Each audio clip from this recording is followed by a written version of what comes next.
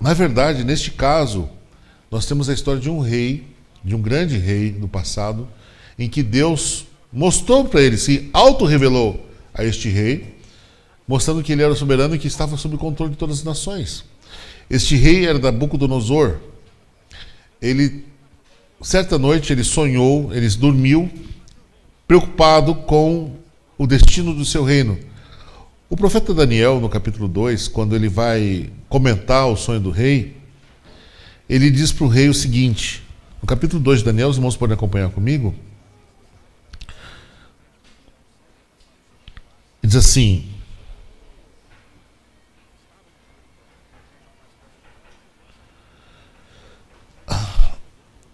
a partir do versículo 26, o rei pergunta para ele: podes fazer-me saber o mistério? O rei respondeu, Daniel respondeu, versículo 27, o mistério que o rei exige, nem encantadores, nem magos, nem astrólogos o podem revelar ao rei.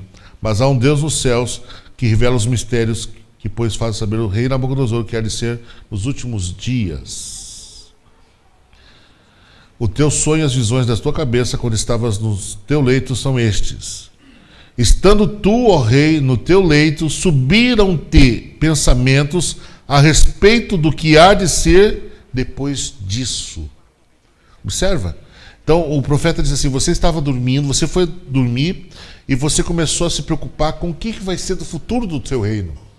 Você começou a pensar no seu pai, que havia construído essa imensa, criado as raízes que deram origem a essa poderosa nação, Nabopolassar, e você pensou assim, poxa, meu pai já faleceu e eu agora o sucedo como rei. Eu não vou durar para sempre, eu também vou morrer, e quem dos meus filhos vai suceder? E depois dos meus filhos, quem vai governar? E aí ele começou a relembrar a história antiga e pensou assim, alguns anos atrás meu pai assumiu o poder do mundo, vencendo os assírios. E depois dos assírios vieram os babilônicos, somos nós, e agora quem vai vir depois? Que reino vai governar? Por fim, será que essa é a condição humana de um reino suceder ao outro? E finalmente, quando vai acabar isso? Ou em que vai acabar isso? E ele dormiu sonhando dormiu preocupado com esse tipo de coisa. E Deus agora se revela a Nabucodonosor e lhe dá uma visão onde ele mostra o fim de todas as coisas. E o que a condição humana vai levar ao mundo e como Deus vai resolver isso. Ele acorda perturbado, só que ele não sabe o que ele sonhou. Ele tem aquela sensação, sabe quando você acorda com aquela sensação de urgência? Ele acordou com isso, porque na antiguidade as pessoas acreditavam que os deuses se comunicavam com os homens através de sonhos. Então o sonho era o canal que Deus usava para se comunicar com os homens. E na verdade, o próprio Deus usou várias vezes o sonho como meio de comunicação. Em Hebreus, no capítulo 1, diz que, havendo Deus falado no passado aos nossos pais de muitas e diversas maneiras pelos profetas, nos últimos dias falou através de Jesus. E uma dessas maneiras que Deus usou, um dos métodos que Deus usou para se comunicar com o homem foi o sonho. E ele usou um sonho para se comunicar com Nabucodonosor. E isso impactou o coração de Nabucodonosor. Ele ficou realmente bastante preocupado com aquele sonho. Ele sentiu a urgência daquele sonho. Ele sabia que aquela mensagem era importante, mas ele não lembrava. O texto bíblico então conta que no segundo ano do reinado de Nabucodonosor, teve este um sonho. Seu espírito se perturbou e passou-se-lhe o seu sono. O texto continua. E o rei mandou chamar os magos, os astrólogos, os encantadores, os caldeus, para que declarasse ao rei qual tinha sido o seu sonho. E eles vieram e apresentaram-se diante do rei. Se apresentaram e as apresentaram diante do rei. Daniel 2, 1 e 2. Aqui nós vemos os homens de confiança do rei. Magos, o texto bíblico fala em astrólogos, médiuns e, enfim, está falando da elite educada, elite culta, as pessoas que eram mantidas pela corte para aconselhar o rei. O texto bíblico diz que eram pessoas que lidavam com astrologia. Nós sabemos que a astrologia moderna, ela nasceu na Babilônia. Eles acreditavam que podiam conhecer a vontade dos deuses estudando as estrelas, que as estrelas interferiam no destino dos homens, que o destino dos homens estava escrito nas estrelas. Então, astrólogos eram homens que se dedicavam ao estudo dos astros. Magos Eram pessoas que acreditavam que podiam ler o destino dos homens nas entranhas dos animais. Se hoje existe a quiromancia, que é a leitura de mãos, naquela época tinha a leitura de fígado. Os arqueólogos já encontraram nas ruínas do Império Babilônico, em barro, um fígado com desenhos e traços e anotações em barro, formato de barro.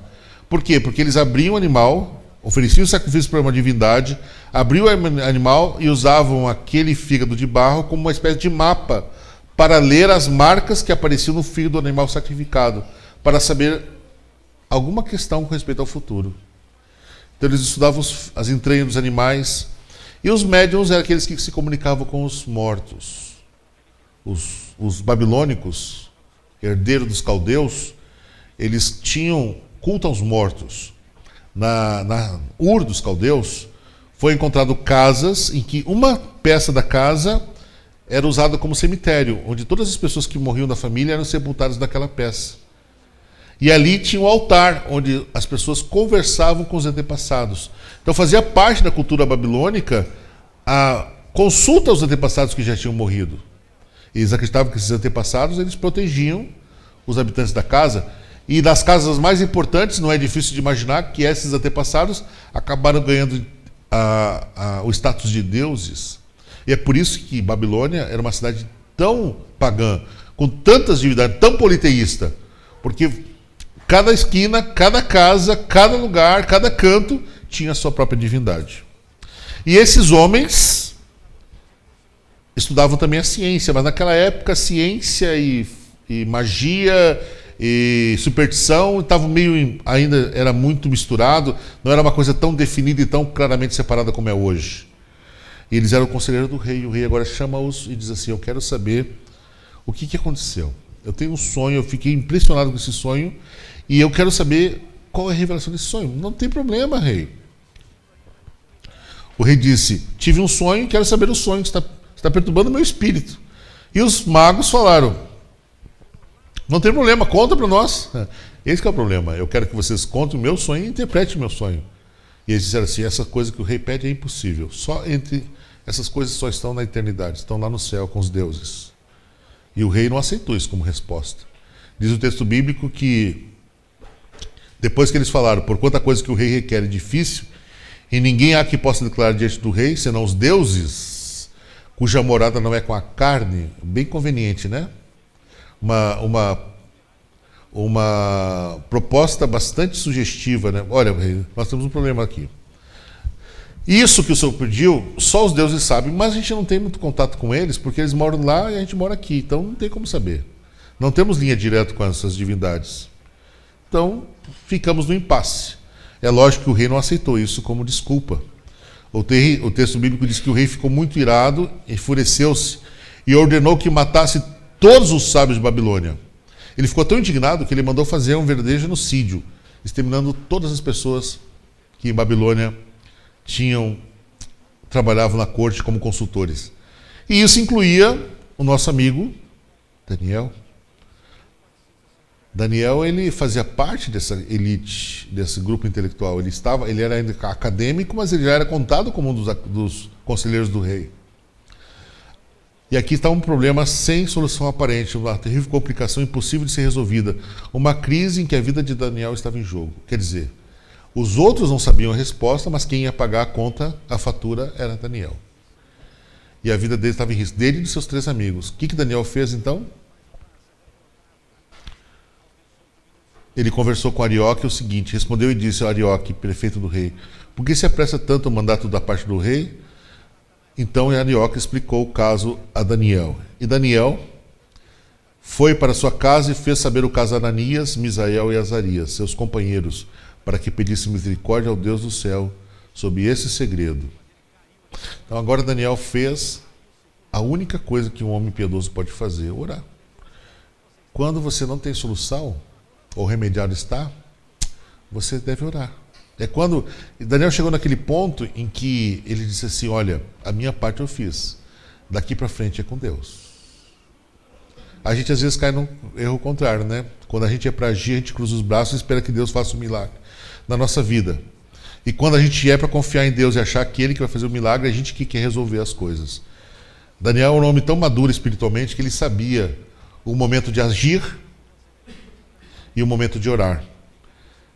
Quando no capítulo 1 nós estudamos a questão da provação que ele passou com respeito à alimentação, que ele não queria comer os manjares do rei, ele foi conversar com o chefe dos eunucos, ele foi conversar com as pessoas que eram importantes e tomou uma atitude. O texto bíblico diz que ele tomou uma decisão. Aquele momento era de agir.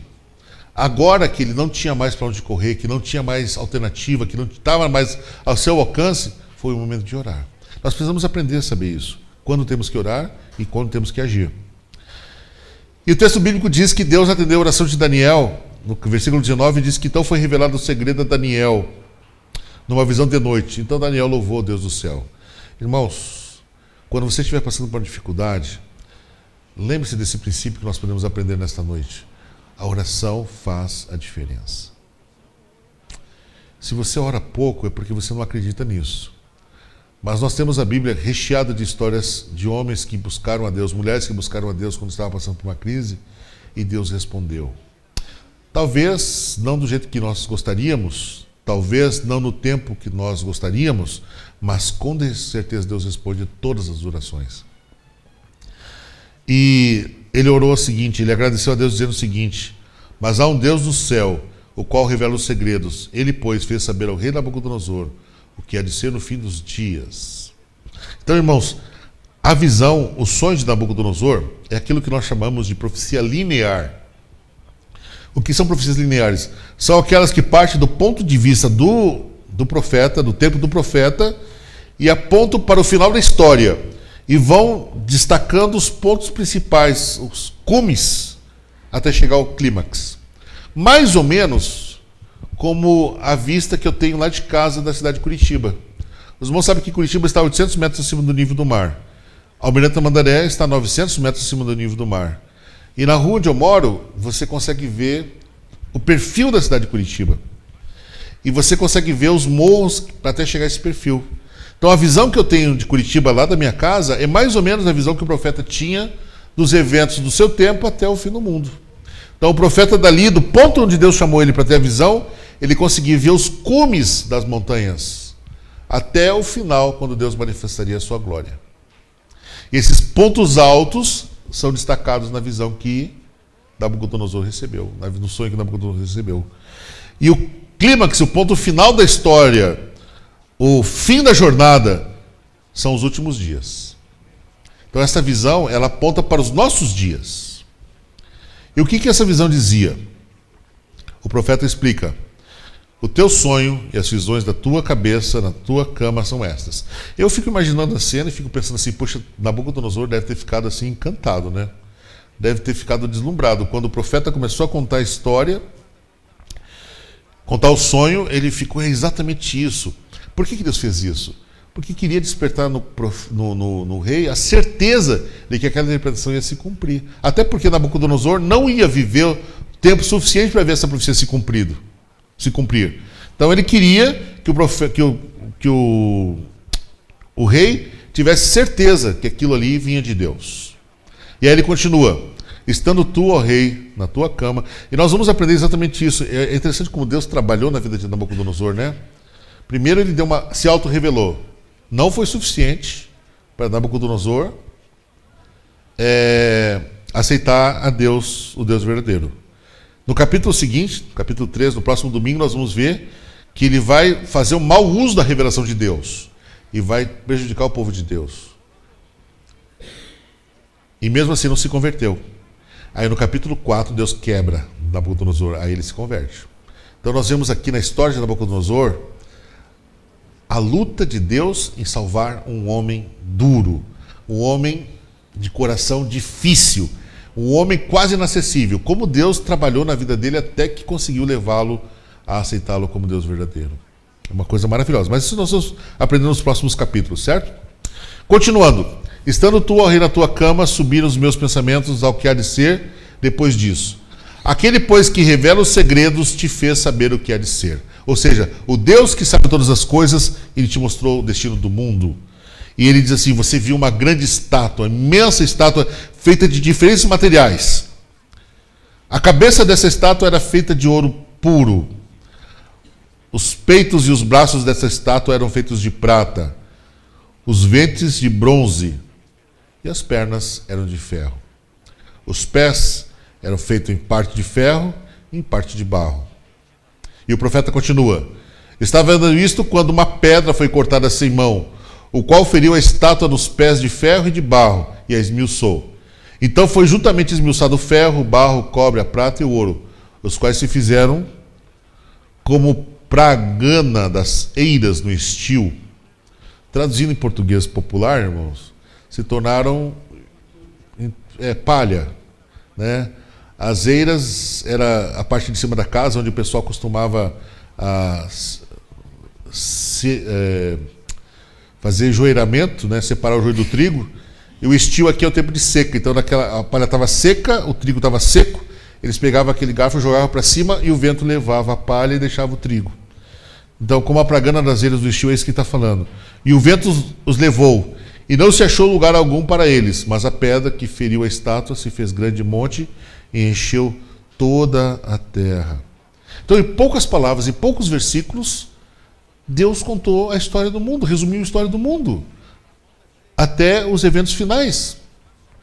E como nós podemos interpretar essa profecia? Da mesma forma que Daniel fez. Primeiramente, quem deu essa profecia a Nabucodonosor? Quem deu essa revelação a Nabucodonosor? Diz o profeta Daniel, um Deus no céu. Foi Deus que deu. Onde? Esse Deus vive? Nos céus. Mas ao contrário das divindades babilônicas, que eram inacessíveis, porque eles disseram assim: olha, nós não podemos interpretar o seu sonho, porque isso está oculto entre os deuses. Esse Deus do céu é um Deus tão maravilhoso que ele se revela ao homem. Ele sai do céu para vir ao encontro ao homem. Ele vai em busca do homem. O que ele faz? Ele revela os segredos. E aí ele começa a explicar para o profeta, para o rei, o que significava cada uma das partes, os elementos da estátua. Esse é o sonho. Também a interpretação dele, diremos na presença do rei. Nós diremos ao rei. Quem são esses nós? Deus e Daniel. Daniel em nenhum momento toma para si a glória, né? Arioque, ele faz isso, ele cai nessa armadilha. Ele diz assim: olha, rei, eu encontrei um jovem que pode interpretar seu sonho. Ele buscou para ele e disse assim: se é a oportunidade, se Daniel acertar a interpretação, eu estou feito. Porque fui eu que achei ele. Mas o relato bíblico diz que na verdade foi Daniel que buscou Arioque, né? Mas ele buscou para si. Mas no momento que Daniel foi conversar com o rei, ele disse assim: não, nós vamos dar a interpretação porque Deus me revelou. É Deus que é a fonte de todo o conhecimento, é Deus que conhece o destino do mundo.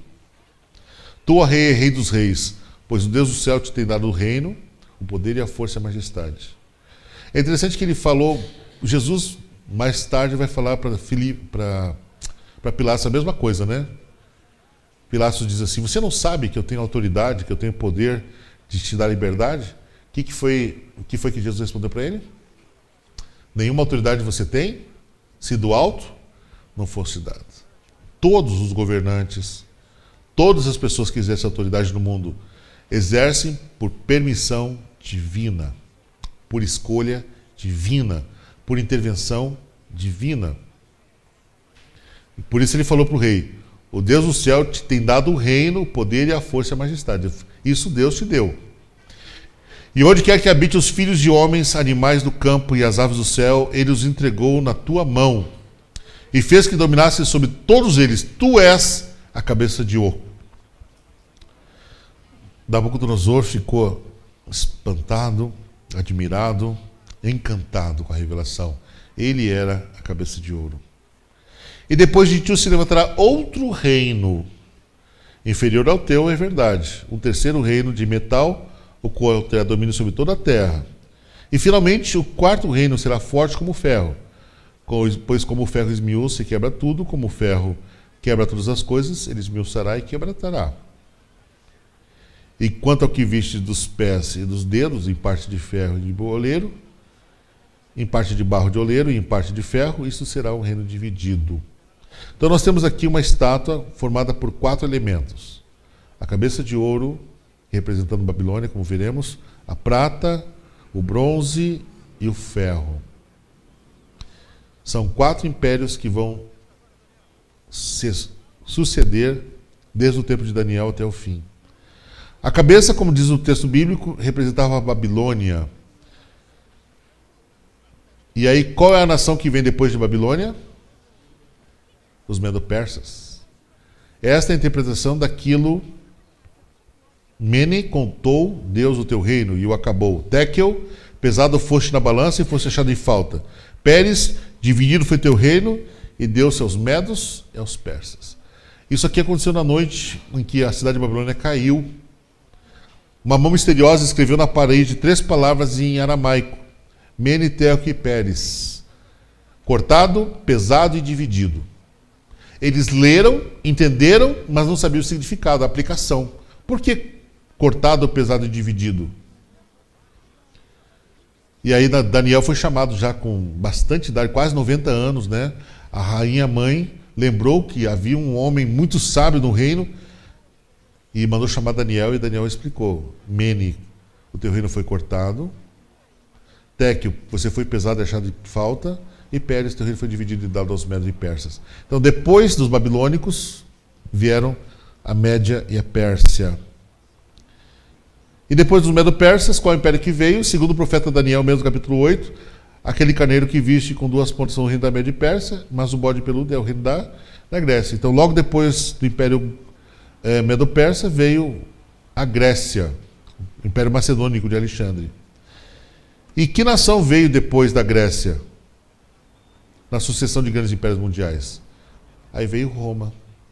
Então, seguindo a anotação profética, nós temos aqui 4 impérios até o tempo do fim. Babilônia, nós podemos dizer que governou do ano 605, na verdade 614, né? No ano 614, Babilônia venceu, Nabopolassar venceu o exército assírio e assumiu o governo do Oriente Médio. Mas no ano 605, eles invadiram Jerusalém e levaram Daniel como cativo. E esse domínio sobre a Terra Santa durou até o ano 539, quando a cidade de Babilônia foi invadida pelos medo-persas.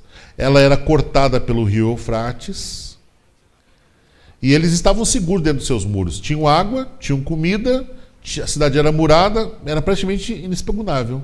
Era uma cidade que não tinha como ter medo. Os muros da cidade de Babilônia eram tão largos que passavam carroça no meio delas. Então eles estavam tranquilos, tanto é que estavam cercados pelos assírios, aquele cerco já durava muitos meses, e eles estavam fazendo festa. Ninguém faz festa quando a casa está cercada de assaltante. Mas eles faziam, porque estavam confiantes que aquela cidade era inexpugnável. E aí, Ciro teve a ideia de desviar as águas do rio. Quando a água do rio baixou, eles entraram por baixo das aberturas que tinham no muro e conseguiram, naquela mesma noite, tomar a cidade de Babilônia, e caiu o grande império babilônico. Então, Babilônia dominou o Oriente Médio e a Terra Santa do ano 605 até o ano 539. Logo depois foi sucedido pela Medo-Pérsia, que reinou sobre o Oriente Médio até o ano 331, quando Alexandre enfrentou Dario, o grande imperador persa, com um exército infinitamente menor, mas infinitamente mais habilidoso, infinitamente mais ágil e infinitamente mais bem treinado do que o de Dario. O exército de Dario era tão grande, era tanto soldado que era meio paquidérmico, parecia um elefante no campo de batalha, lento, pesado, sem agilidade, enquanto que os soldados de Alexandre eram extremamente ágeis, um exército extremamente leve, a armadura era o mínimo possível para não impedir os movimentos. E, finalmente, Alexandre conquistou, no ano 331, o Império Persa e assumiu o governo do mundo. Enquanto,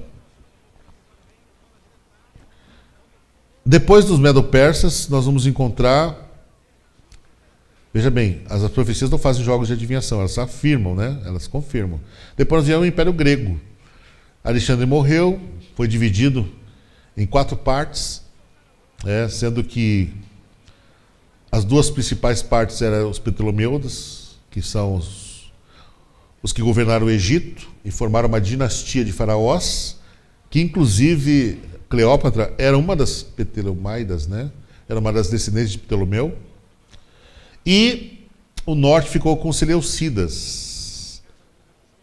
E eles agora ficaram disputando o poder ali até que apareceu o Império Romano, né? Que no ano 168 conquistou a Grécia. Então Roma vai governar o mundo antigo do ano 168 a 351. Na verdade, nós podemos esticar isso aí mais de 100 anos, né? Foi no ano 476 que Roma cai. Quando Talarico invade a cidade de Roma e a cidade cai, então o Império Romano Ocidental desaparece. Então a profecia foi muito exata, meus irmãos. Ela apresentou sucessivamente que reino governaria sobre o mundo até o tempo do fim.